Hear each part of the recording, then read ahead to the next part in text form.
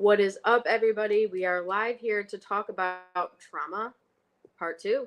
I'm Alex from the Whole Health Collective, and this is Bridget from 5D Health, and we are here just to talk about pretty much whatever we want to talk about. We end up talking about holistic health, healing, consciousness, vibrational stuff, and basically what we do on a daily basis to help us feel better and feel good and hopefully inspire others to do the same.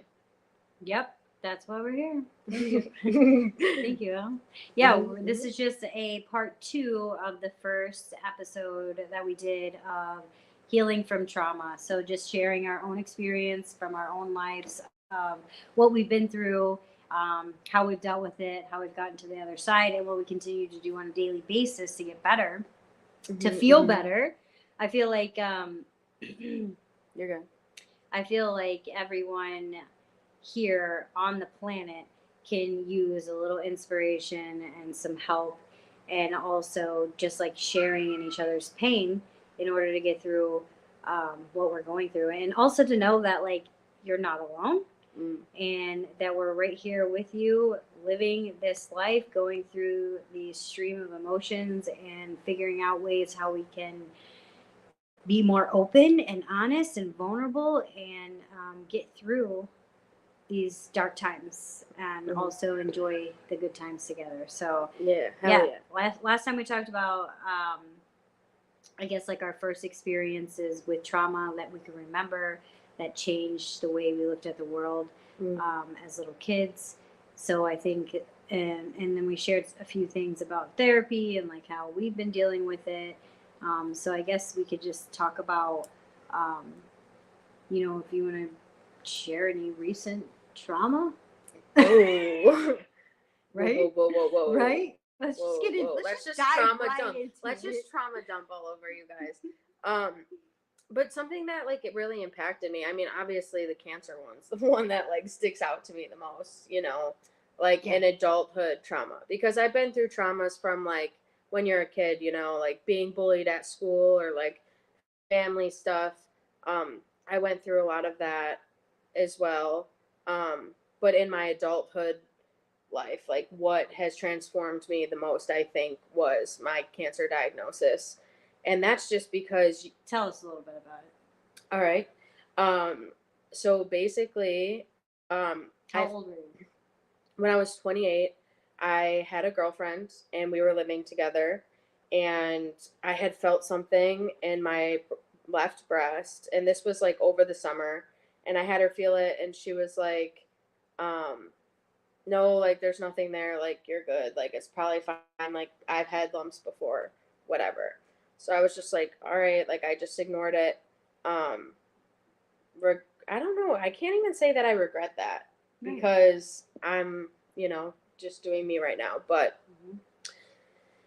I went to the gyno 6 months later, and they had told me that it was something to be concerned about. And my doctor seemed pretty alarmed. So she told me that I needed to get a bunch of tests done, like ultrasounds and mammograms, which mammograms, I don't know. I think that they could have told me that without a mammogram, but who am I? The insurance won't cover it. But basically they smush your breast, and like it actually can like unleash like toxins into your body from like your tissues, and I don't know.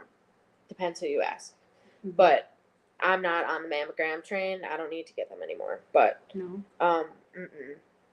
because then they do like other tests which also aren't great, that I end up like having to detox from, because it's like dye with contrast in it, or contrast with dye in it, and radioactive shit. It's like really, really dangerous substances. Yeah, like X-ray machines, and that's all radiation. That is all no bueno for you, But yeah, I found out. So I found out from the gyno that I had cancer. But the news like keeps getting worse, right? Because you go to the one appointment, and then they make you wait like 4 days, right? And that I got lucky that it was only 4 days. Some people have to wait for results for weeks or months, depending on the hospital. So they told me like it was like you wait 4 days, you get test results, and then they're like, okay, well, we discovered this, now we need to discover something else, so now a different test, wait again, different test, wait again. Within like 2 weeks I found out everything that was wrong with me, which was that I have stage 4 breast cancer that metastasized to my liver. Basically they said that like I had like liver lesions like this big in my liver. And it's weird, like the winter before I found out, I had like pain in my liver, and like I thought it was my appendix, Mm.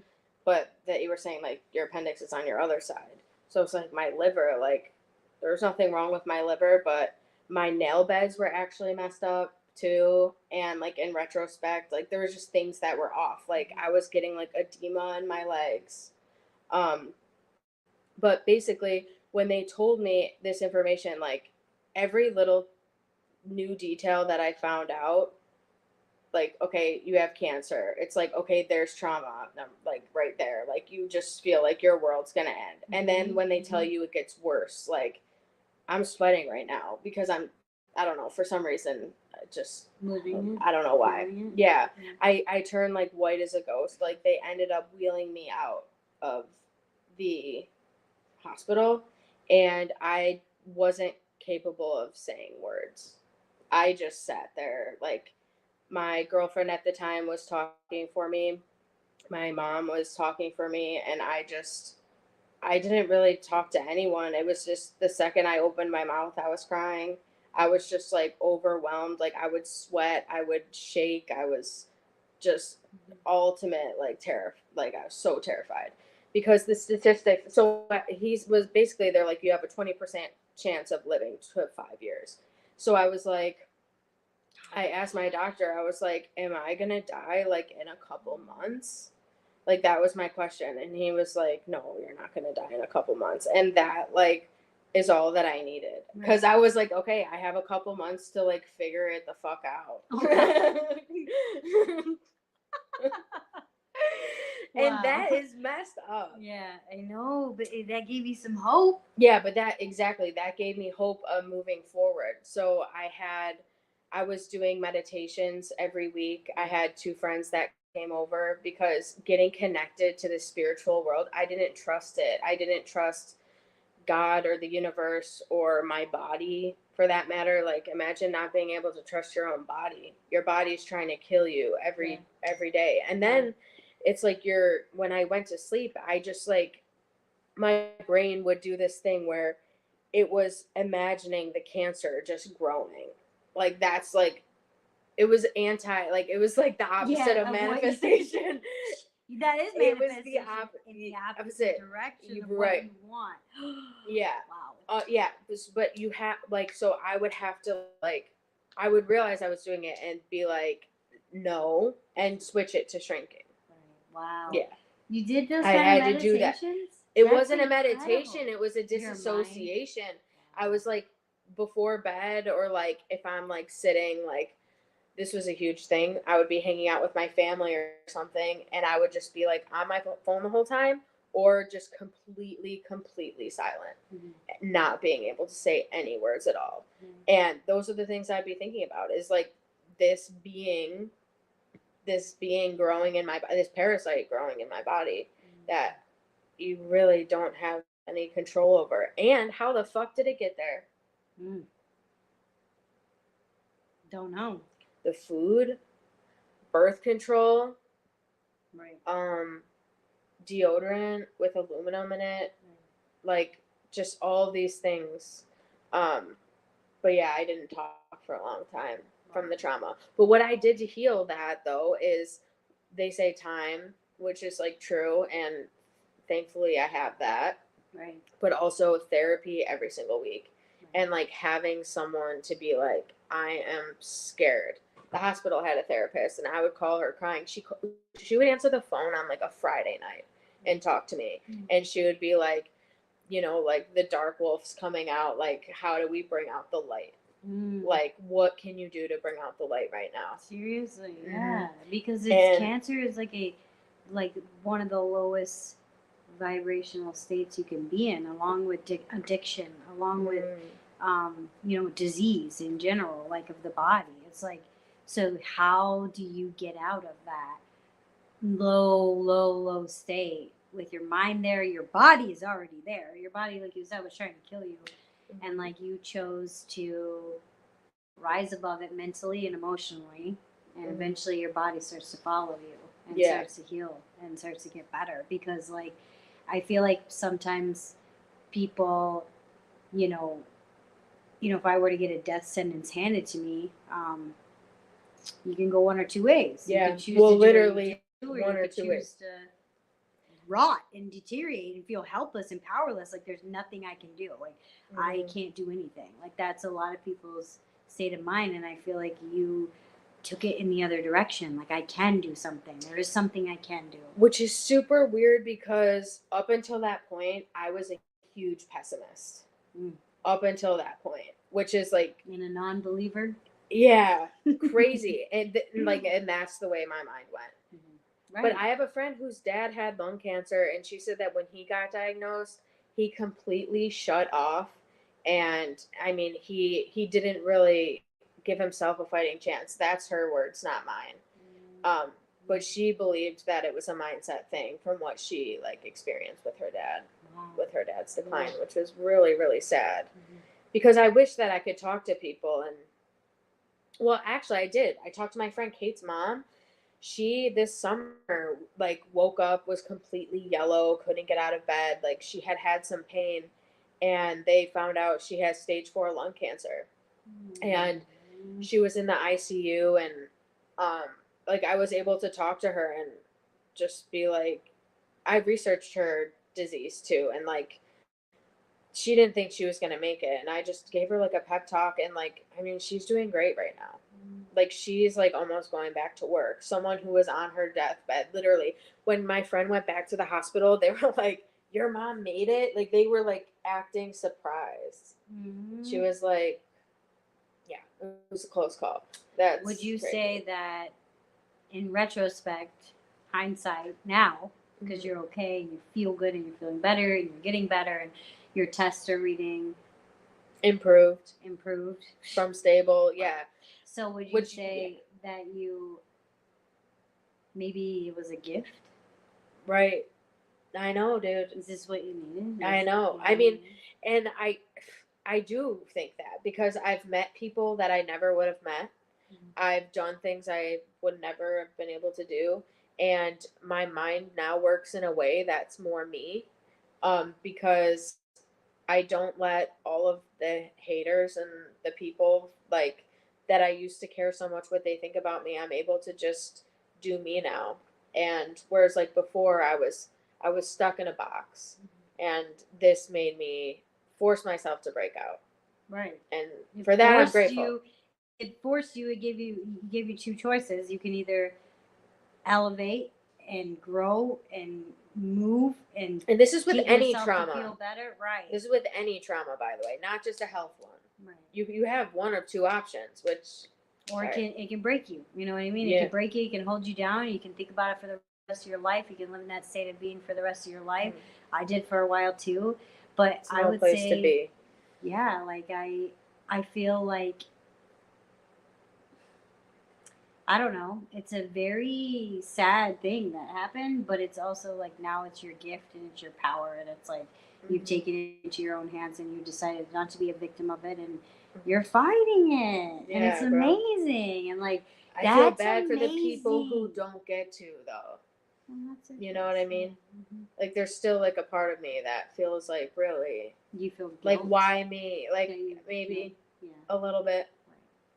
That makes but sense. also like grateful and like I feel lucky. Definitely, you are lucky. It's incredible. I mean, I'm very proud of you. I'm so proud of you, how far you've come, what you've done, and like, without cancer, did you ever think you would be on video, like talking about like healing from cancer? You know what I mean? Like, right. No. Well, even when I was first sick, I never would have thought that I would be doing this right now. Right. I would be like scared or something. Definitely. But for sure. I mean, there's a little bit of that here and there because I'm human, but you know, we persevere and we get through that shit. We walk through it because the only way is through. That's in everything in life. Like I remember I don't know why I'm talking about this, but like when I had to teach yoga for the first time, like I Oh. didn't have confidence. Like it just wasn't ingrained in me. It wasn't there. And the only way I gained it is by doing it, by teaching over and over and over again. And you I just remember gain how it. scared you were. We Oh, I weren't was even that terrified. close though at that point. Wow. But I remember. I was terrified. But I couldn't do it without doing it, if that makes Right. sense. Like I wasn't just going to like pray and get confidence one day. Like it didn't work like that. And Well, and that's not how the universe actually works in that way, where like you have to just do it no matter what. You can't just wait for it to come or wait for it to happen or wait for the opportunity. The opportunity is going to only come by showing up and doing the next thing, right. which for you was teaching that class. Yeah, exactly. And then teaching another one. And Mhm. I personally, in my own opinion, for my first 10, 15 classes maybe, were absolutely terrible. They were a really terrible experience for me, for my students, but like Oh, I the had to students. get through it and just Shit. keep doing it and just keep in. Like I had to like sit with all of that. Like I wanted to run out of the room. I'm so embarrassed. Oh my god, I messed up. I'm so stupid. All that shit that just came, that comes. You just sit through it and do it again, do it again, do it again, do it again until I got better. And now that's just who I am. So Yeah. with you, Well, and then I'm we can just mold ourselves into who we want to be. right. And That's what you we're did doing. that. Yeah. Yes, I mean I'm continuing to do it on a daily basis. I can choose like, oh, what am I interested in? What do I really like? What really sparks my heart? Like, what am I passionate about? And it's usually like off the wall crazy things, like taboo things that usually in like a group of people I would be like, oh no, I don't, not me. You know what I mean? Aliens. Yeah, aliens.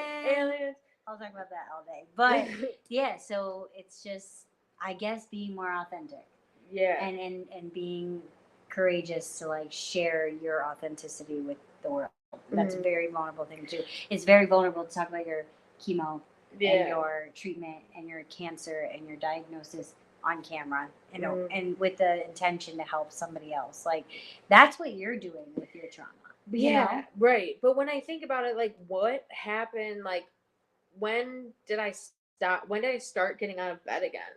Like there, you know what I mean? Like yes, I wondered. there was a time when I when did didn't get this out of switch bed, happen? and That's then what I I wondered. did. So Yeah, what happened?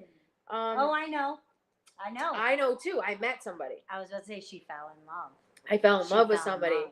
Holy The shit, vibration Bridget. of love, the second highest form of energy on the planet, love, the highest vibration. Authenticity is the first, but second is love, and that will change your life.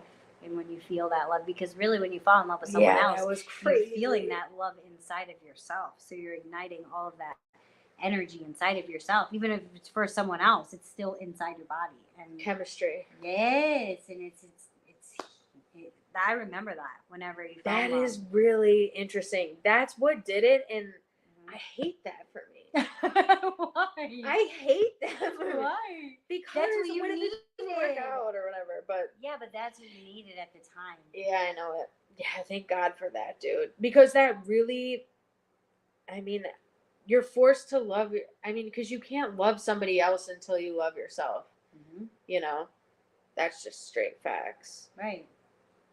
But that's what did it. Falling in love really changed me. Some people, I don't know, but also therapy and all the other shit that I did. Yeah. Because without therapy, I wouldn't even be open to be in a position where anyone would have been attracted to me in that state. Right. Yeah.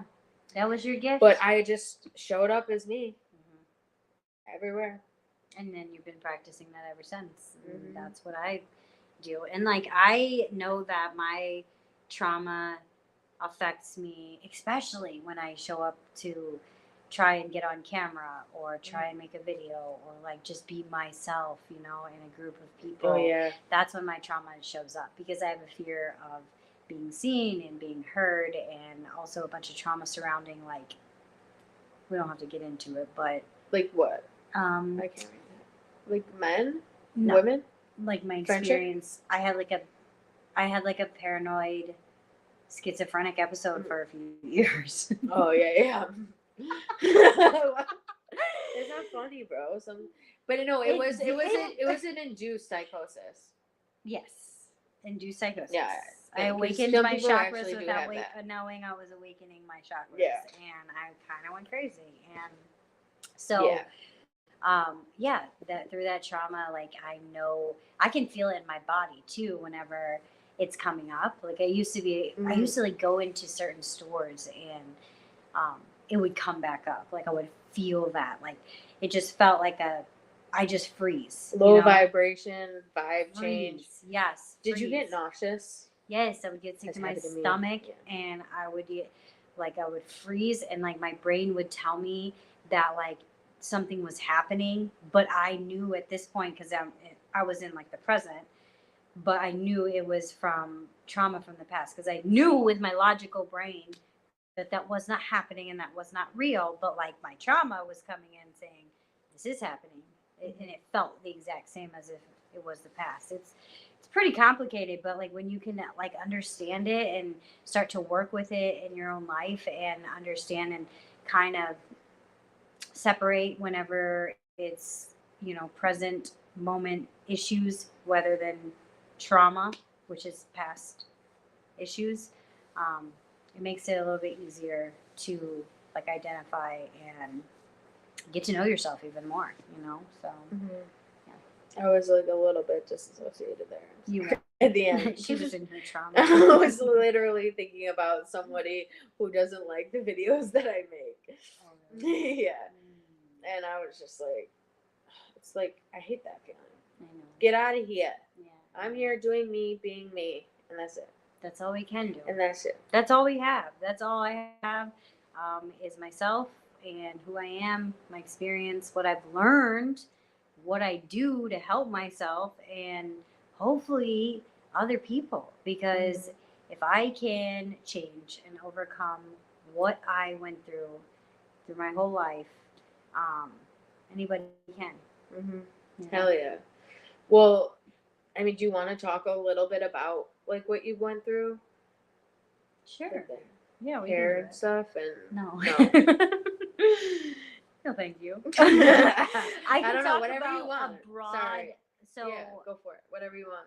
So in 2000, I would say like 16, I was in a really dark path. I was in addiction and couldn't stop, and I got involved with some really bad people and surrounded by the wrong people, and I kind of lost my mind, and I thought I was like going crazy, but I also thought like I knew all the answers and like playing, and it was really, really lonely. It was the most loneliest time I ever felt in my life because I never felt like lonely like that. I always had a group of friends surrounding me. I always, had people, I had family and everything. But when I went through this, I felt so alone because no one would understand what I was talking about, and no one wanted to hear what I was talking about.